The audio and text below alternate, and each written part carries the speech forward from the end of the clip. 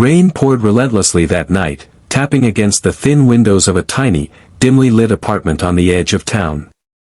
Inside, Emily sat at the kitchen table, exhaustion written across her face as she watched her 7-year-old daughter, Lily, sleep on the worn-out couch. Bills were piled high beside a half-empty cup of coffee, each envelope a reminder of how hard life had been since her husband passed away 2 years ago. She worked double shifts at the local manufacturing company just to keep the lights on, yet even that wasn't always enough. It was nearly midnight when a knock echoed through the silence, startling Emily. Cautiously, she opened the door to find a man standing drenched in rainwater, shivering, and clutching a small bag. His car had apparently broken down nearby, and every motel in the area was full due to a big convention in town. Hesitant but guided by her kind heart, Emily invited him in, offering him a towel and a warm cup of tea. "It's not much, but you can stay here tonight," she said softly, trying to mask the uncertainty in her voice. The stranger introduced himself as Alex, a business traveler passing through town. He seemed humble, grateful, and surprisingly kind for someone she'd just met. Over tea, they talked briefly, about weather, about small-town life, but Emily avoided sharing her struggles. She didn't know him, after all, and pride kept her from revealing just how difficult things truly were.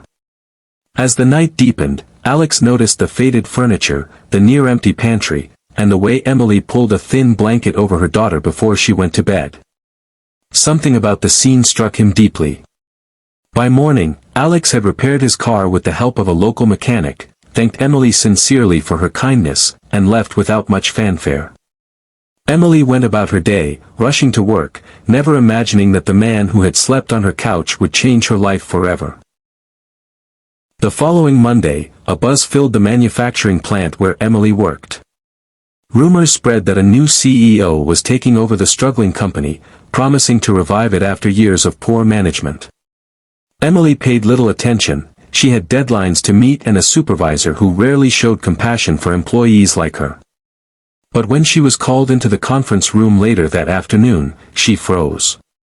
Sitting at the head of the table was Alex, no longer in rain-soaked clothes but in a tailored suit, exuding quiet authority. Recognition flickered in his eyes as he looked at her, a small smile forming on his face. "Emily," he said warmly, "it's good to see you again." The entire room went silent as he recounted how, on a stormy night, a single mother had taken in a stranger without hesitation, showing kindness when she had little to spare. "That act of humanity reminded me why companies like ours need to do better," Alex said, his voice strong but emotional. "We can't just make products, we have to take care of the people who make them." Over the next few weeks, dramatic changes swept through the company. Employee wages were raised, working conditions improved, and family support programs were launched. Emily, who had long been overlooked, was promoted to a supervisor role, her hard work finally recognized. But the greatest moment came one Friday afternoon when Alex called her into his office privately. He handed her an envelope, inside of which was a check large enough to clear all her debts and start a college fund for Lily. Emily's hands trembled as tears filled her eyes. "Why are you doing this?" she asked, overwhelmed. Alex smiled gently. "Because you reminded me that leadership isn't about titles or money, it's about people. That night, you gave me shelter when you had so little to give. I just want to return a fraction of that kindness." For the first time in years, Emily felt the crushing weight of survival lift from her shoulders.